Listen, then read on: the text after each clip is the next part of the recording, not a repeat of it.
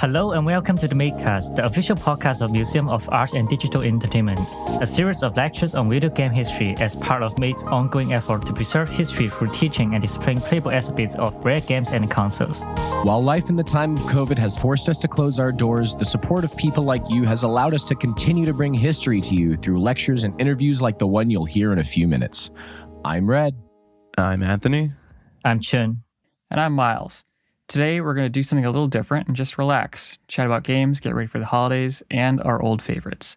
It's the return of the Justice League. This time, it's a holiday special. In a world where podcast hosts don't have an interview to record on this week, we decide to take over and just run with it. Well, you cannot say that, and we can just be much more cooler than that. Oh, okay. All right. Well, We're way cooler than that. Come on. sorry. Yes, we are. Well, I mean, okay, maybe you guys are. I don't know. Okay. I'm way cooler Well, than welcome to the holiday special. But before we get into the holidays, we have a little bit of news. BioShock 4 has been confirmed.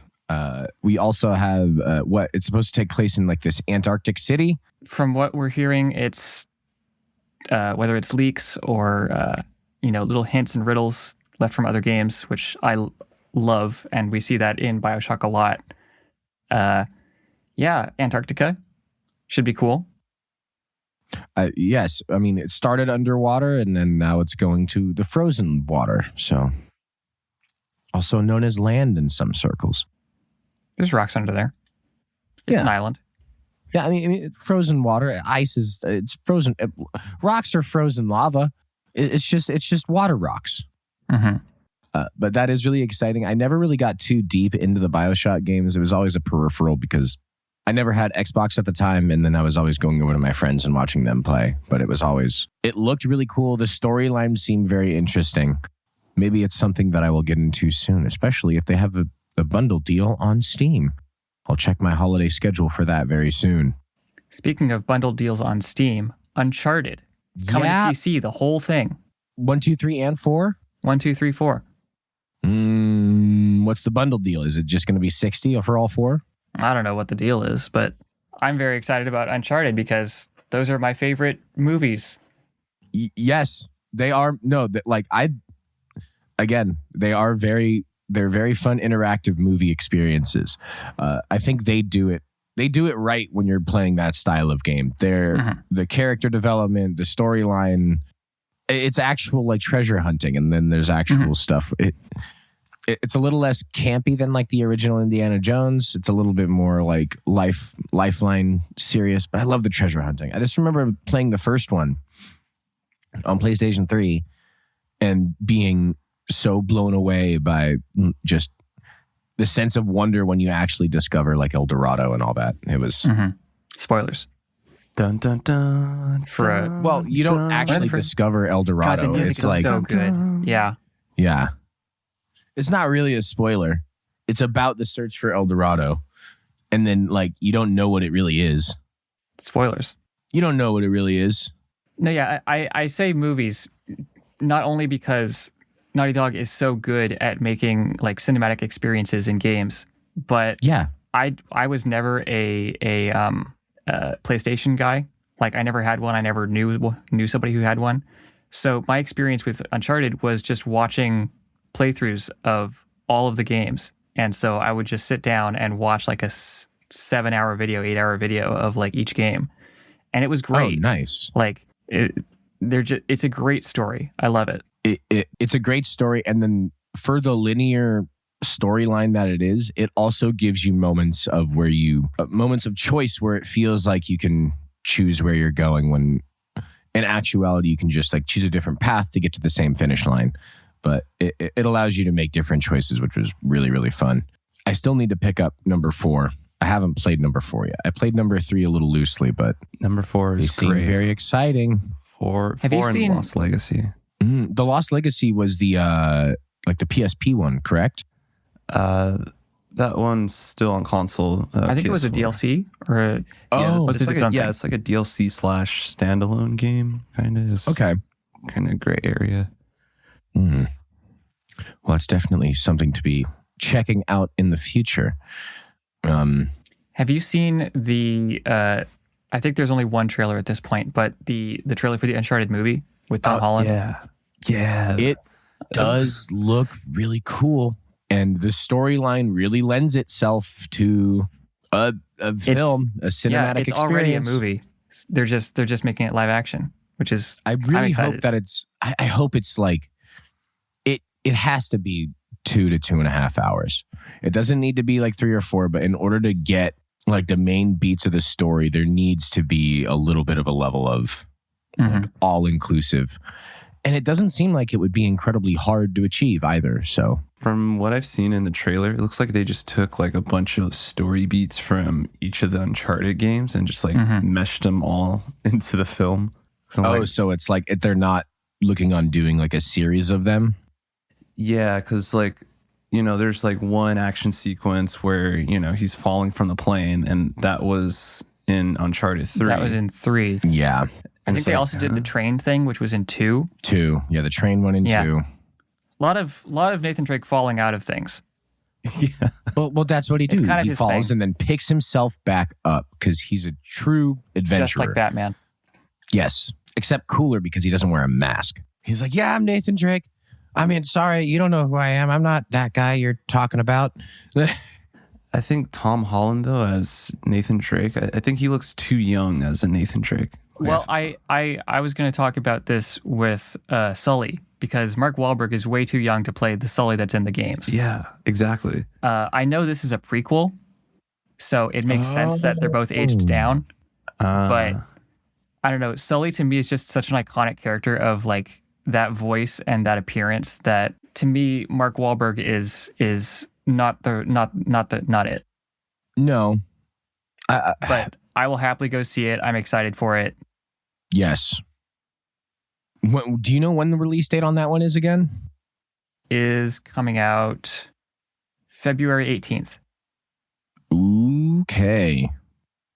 I'm excited to see what becomes of it. I mean, I'm hesitant, but also excited to see that there's more like TV shows and movies coming out based on really good game stories.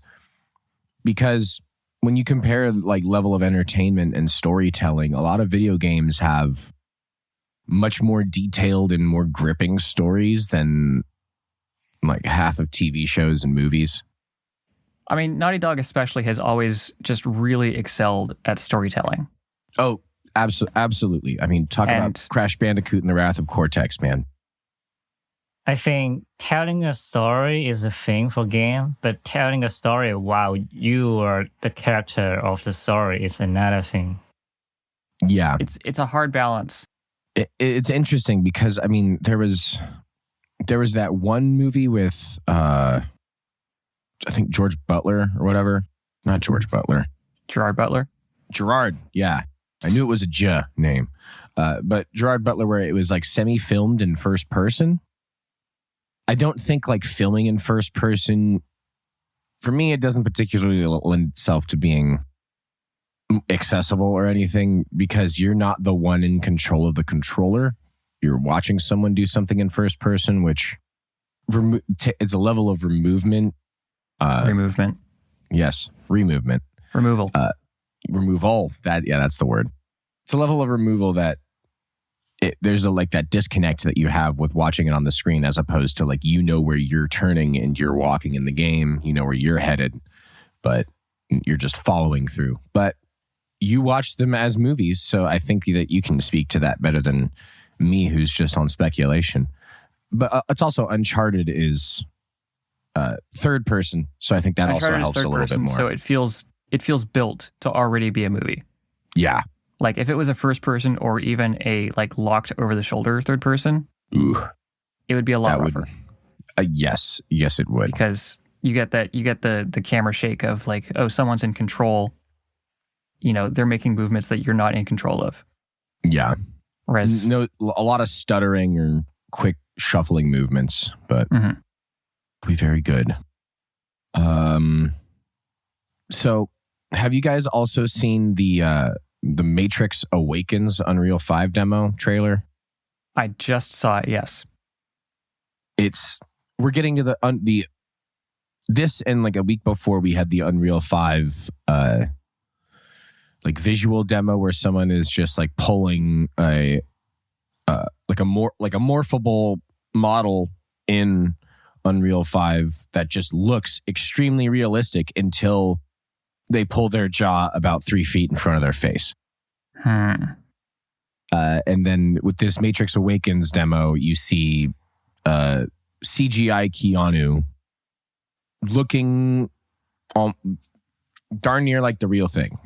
He's really... the level of detail in human facial expressions that Unreal 5 can do is really remarkable. Mm-hmm. It's going to be really exciting to see what comes out of the engine in the next couple of years for the new systems as well. This kind of stuff is already pretty amazing, like in Death Stranding. If you play the game already, you know what I'm saying. Yeah. And I have been seeing more and more use of Unreal on animation or movie production in nowadays, and that's interesting.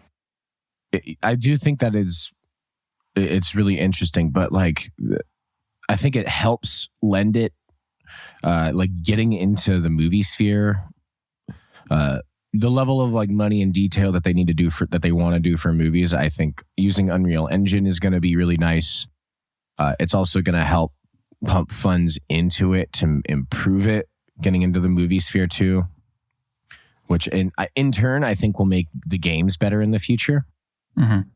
It's really exciting to see what you'll be able to do. I'm also interested to see what I want to like download it just to see what audio stuff is also available, just built into it.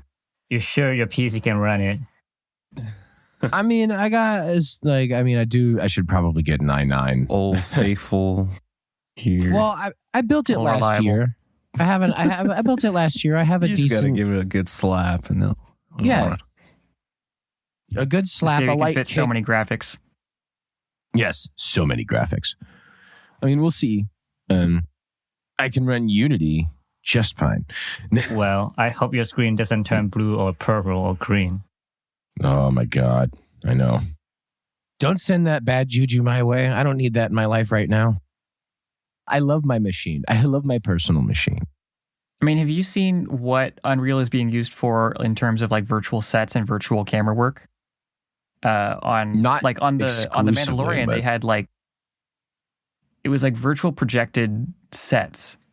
So it was like this big. It wasn't a green screen. It was like an actual like video game location that the actors were walking around like on a tiny little stage with like screens all around them, and then the camera was mapped. This is old To news. their at this point. movements. The camera was always positioned properly so that the background didn't look wonky.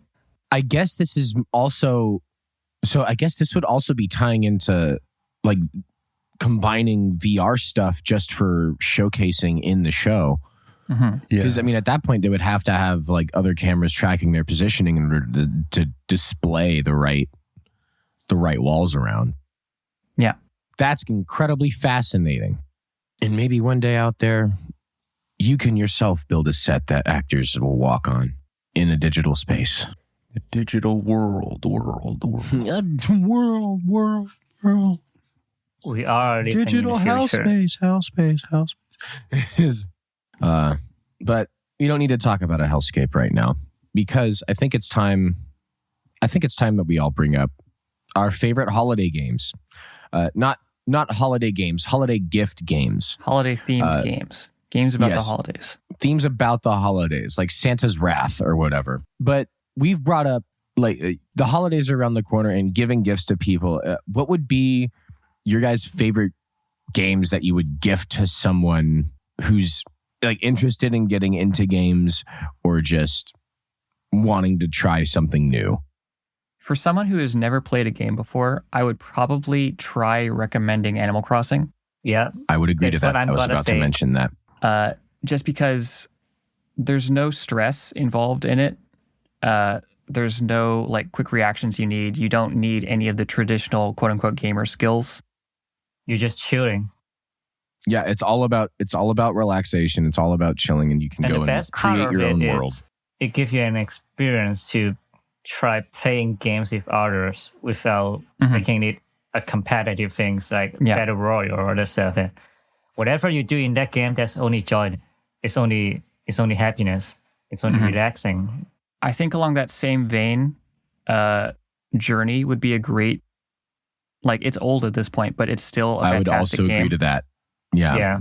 I would also agree to that. I mean, it's the ease of entry into it and into the world is really fantastic. The same thing with Animal Crossing too. Like, I mean, you guys already said it, like the low stress environment, but there's still a level of deepness you can get into the game. Just like all the little tips and tricks, like, oh, you got to wait till like this time of day for this character to show up under these circumstances. There's specialty things that can teach you about, special timed events in other games and other things like that. But I think Animal Crossing is a good start. Honestly, I would also kind of say to a certain point, maybe even an Uncharted game. Like Uncharted can be a lot of like extra movement, but the linear nature of it, and they're not super difficult controls. The story is really gripping enough to kind of lock somebody in, and the controls aren't the most unintuitive to grasp. Whereas like some of these first-person shooters or any of the fighting games, you're using all of the controller all of the time. And I feel like those can take a little bit of time to get into, but it's more of a personal thing. I remember as a child, my first console gift was a PlayStation. No, it wasn't. I take that back. I remember now. My first console gift was a Game Boy Advance, and it came with Pokemon Crystal, and it had a dead game save battery inside, and it broke my soul. Every time you play the game, it's a speed run. Yep. And I was about 7 years old, so it was very hard for me to actually try and I started with Totodile twice. Or no, it was 3 times. I got halfway through and I had like a level 32 Croconaw on my first run, and then I turned it off. I saved the game, turned it off, turned it back on, and then I was like, it's all gone. But wait, but no, I put in so much effort. I have my favorite Eggy Crocodile, my favorite blue Eggy Crocodile that is no longer with me anymore. So I got disillusioned, and then I went to Cyndaquil. Almost, and I did get it to, was not able to get it to Typhlosion before I lost that save as well. So that was it was a bit painful, but it's okay. I forgot it. But as far as like handheld games, I do think that personally, I'm not really a fan of the 2DS. Shots fired. Well, I don't like the fact that you can't. I don't like the fact that it's a block of cheese. Yeah, it's not foldable, and like there's no, unless you buy like a secondary case, it's has more likeliness to get scratched up. I like the folding nature of the DS and everything else, but I do think the DS is a good like starter console. I mean, Animal Crossing for that as well. I mean, any of the Mario games for the DS as well would be fantastic. But anyone ever play Cooking Mama? Yes. Which one? Cooking Mama. Oh, Cooking Mama. A little bit. I never. She got mad at me a lot, and I was I took offense to it. I was like, but I'm trying my best. I wasn't able to. I burnt a lot of food in that game. I was trying to do more multitasking than I was capable of, but Cooking Mama is a hilarious and fun game. What are some of the favorite games that you've received as gifts?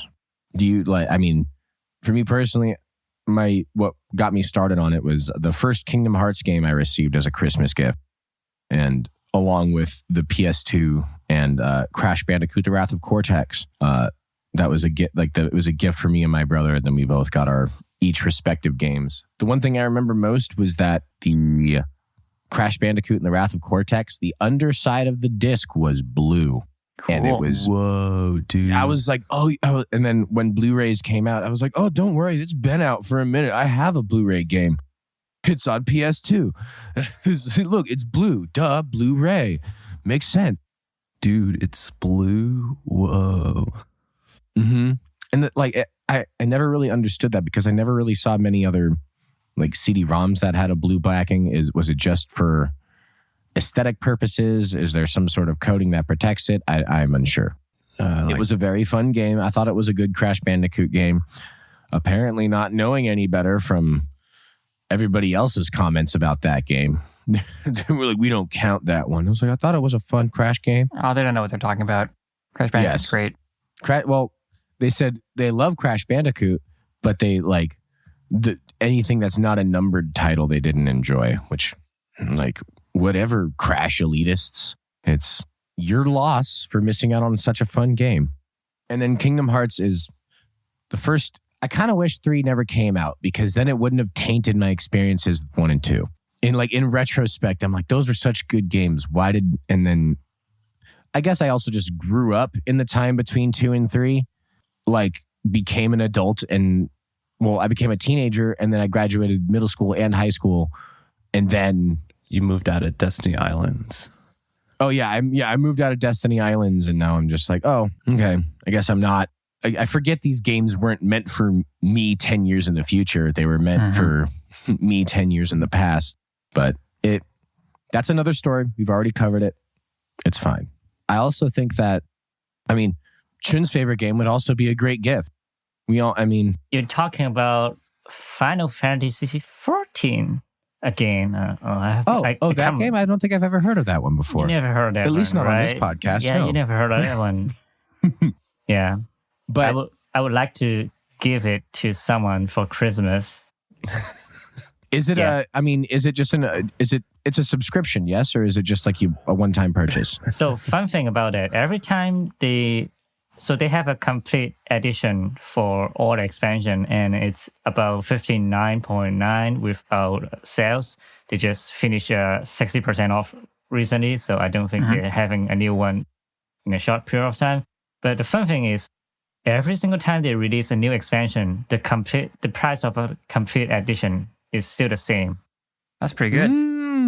Okay, so you could just buy the complete edition and then you will So get if all you're- of the updates If in you the just future. want to get into the game, the price you have to pay is always the same. It's always $60 without sales. If it's 60% off, then it's 60% off.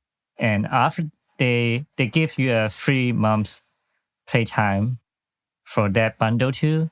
So you only have to start paying after this, in the second month.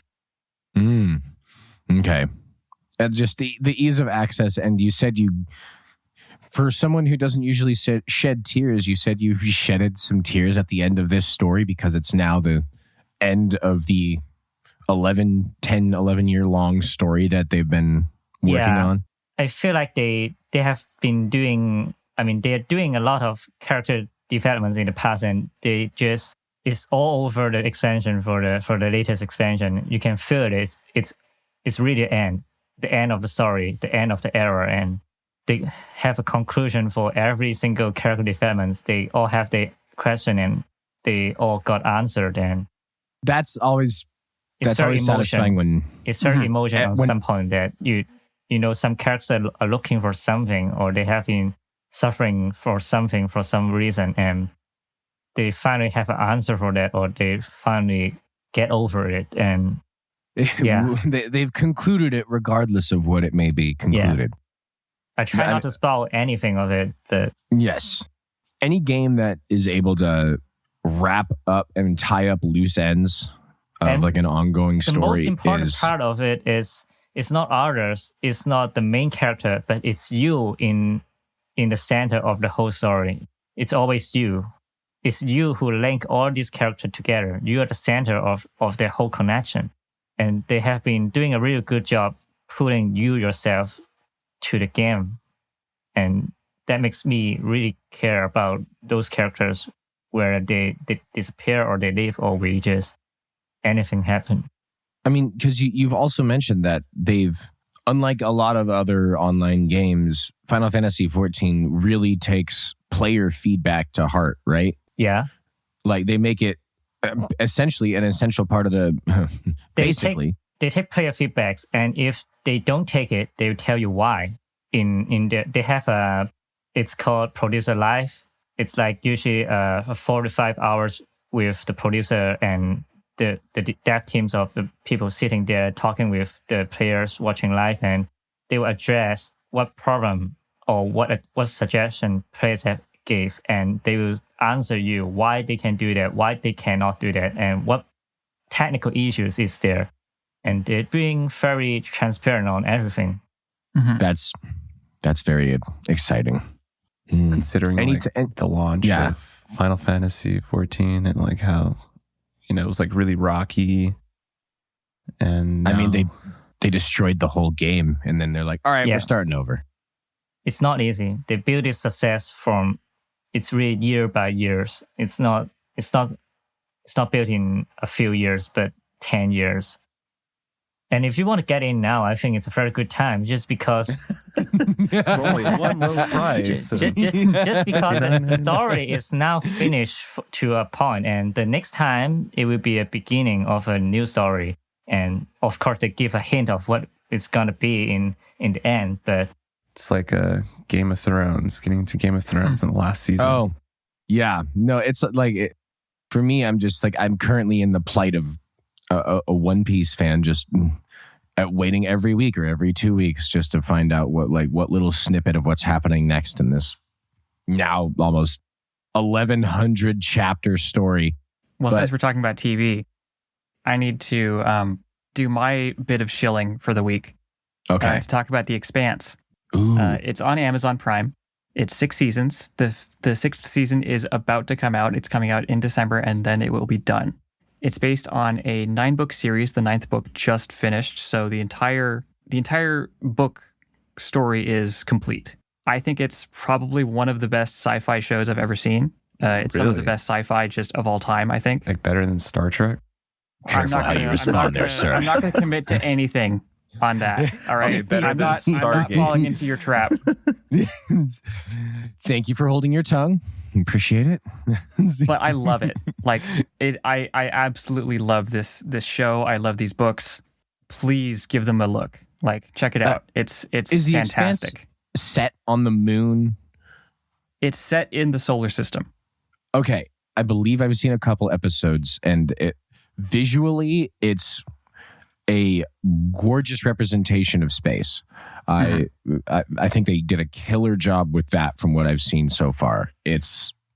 But storyline wise, I can't delve into that because I haven't seen enough to make any connections. But it really is visually stunning and gorgeous to see that level of sci-fi, and then like they really just capture the beauty of our solar system, and I love that. They started off on the Sci-Fi Channel for the first 3 seasons, and then they were canceled and picked up by Amazon. So the first season in particular is a bit rough around the edges. Its production value is not amazing, but it's absolutely worth sticking with because it gets really good. Okay, that I was unaware of. I thought it was relatively new. When I heard it had 6 seasons, I was like, wow, it's been on Amazon for a while. And I was like, oh, maybe not necessarily, but that's also a good thing to recommend. But anyway, I'm done. That's it. Anthony, do you have anything that you want to shill, or not necessarily shill, but anything that you want to recommend people to check out and play or watch? Something to hunker down to for the holidays. Let's see. As far as like the best gaming gift that I've ever received, I can vividly recall Super Smash Bros. Melee. Oh yeah. Oh man. I remember what a game. My family was recording me opening the box, and it's the GameCube with Super Smash Bros. Melee, and I was just like going nuts. I was like, yes. Oh my god. Yeah. Oh, so you got the GameCube and Melee at this the combo box. You're like N64 kid, one console generation later. Yeah. Exactly. Yeah, and I had a Nintendo 64 previously, so that was just like, an evolution, a step up there. Wow. Just mind blowing. The GameCube, I don't think is like talked about how awesome it was too. Especially it was the first portable console. I mean, you had that handle and flip up everything. screen. It had a handle. It also had Yeah. that screen attachment that you can flip up and play and bring with you. And it also had that GBA base attachment so you can play GBA games on it. And Yeah, I used that. It was great. it made a lot of games really, really fun. And people don't talk about it enough. GameCube forever. Yeah. No, sorry, that's a square. I was like 4 sides forever. And I was like, wait, no, it's 6. It's a cube. 3D. Oh, yeah. The startup sound now becoming a perpetual meme. And it's like, Oh, yeah. instead of just tracing the G, it's tracing out. Rick Astley. All sorts of things. Yeah. Rick Astley, the continent of Africa. Many, many meme templates of ahead. But yeah, if I were to recommend, or if I were to give someone a gift as their first game, I guess I would do like maybe one of the console minis. I mean, does that count as a game? I mean, it comes with many games, but it's one peripheral. Is that cheating? No, I do think that would. No, I don't think that's cheating. I think that's a good place to get people started into like great games, hit games that have already been like figured out, and there's plenty of help for, rather than getting into the new level of, it's like, oh wait, if I want to play this game, I have to join this Discord. That is just about all the time we have this week. Thank you so much for listening to the Museum of Art and Digital Entertainment's official podcast. If you have any thoughts, questions, corrections, or general museum ideas, please shoot us an email at info@themade.org. We'd like to send out a big thank you to everyone who donated recently and to our Patreon supporters who keep the Made afloat. Patreon donors get to listen to this podcast 1 week before it's released on major streaming services. It'll be continued that way every week going forward. This week's episode was brought to you in part by Patreon donors Hunter Burke and Bayer Sama. Thanks so much for your support. Until next time, I'm Red. I'm Miles. I'm Chin. And I'm Anthony. Thanks. We'll see you next time.